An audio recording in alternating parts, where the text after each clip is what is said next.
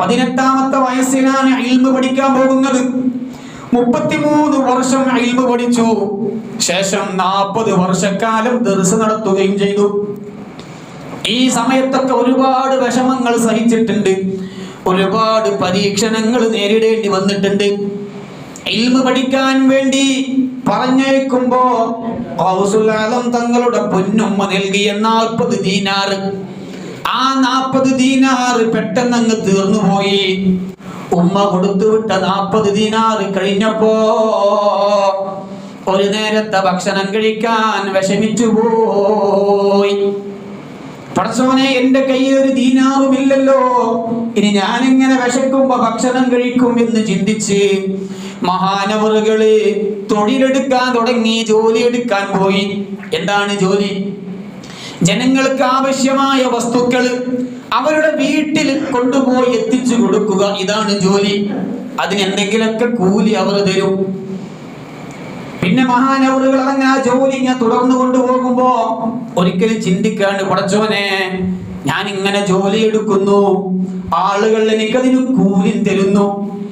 ആ നൽകുന്ന കൂലി അവരുടെ ഹലാലായ സമ്പാദ്യത്തിൽ നിന്നായിരിക്കുമോ, ഹറാമായ സമ്പാദ്യത്തിൽ പെട്ടതായിരിക്കുമോ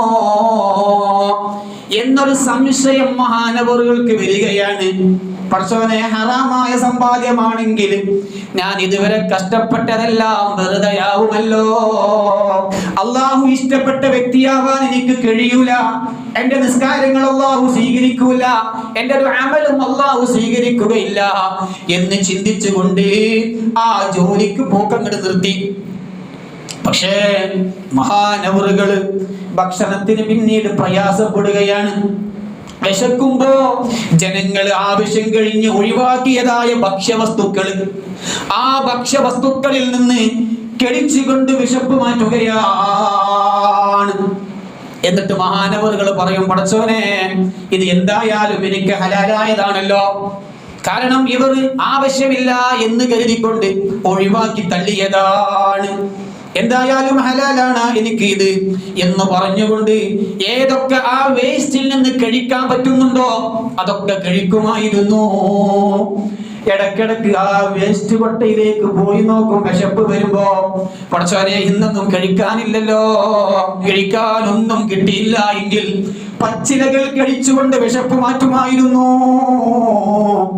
മരത്തിന്റെ മുകളിൽ നിന്ന് താഴെ വീണ് കിടക്കുന്ന ഇലകൾ ഭക്ഷിക്കുമായിരുന്നു.